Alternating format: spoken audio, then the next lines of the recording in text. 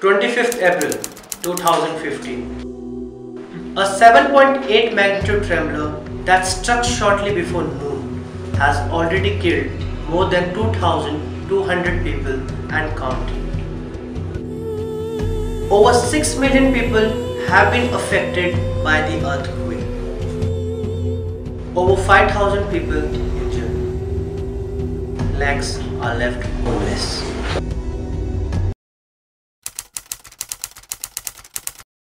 I have a heart of gold. So one life equals to one status. Fair enough. I am a human. I will change the world. I will work towards world peace. Hashtag, I feel for you, Nepal. How do I know my friend in Nepal is safe? Oh, that's easy. Just make sure Facebook has marked you safe.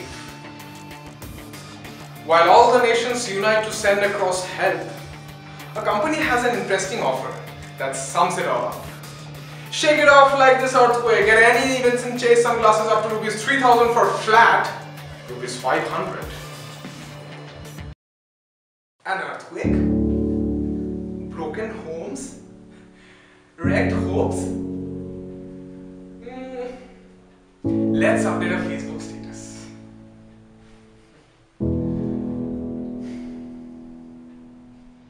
A mother lost her only son. And that man who lives on the roads got buried in the same place.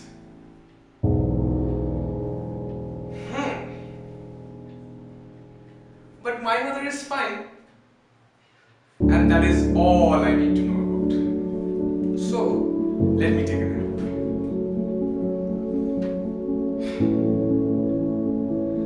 That little girl in a pink frock with twinkling innocent eyes is now struggling to breathe underneath all that concrete.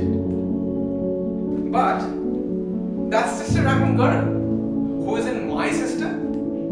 So why should I break my head over it? Oh, on the other hand, let's make a troll.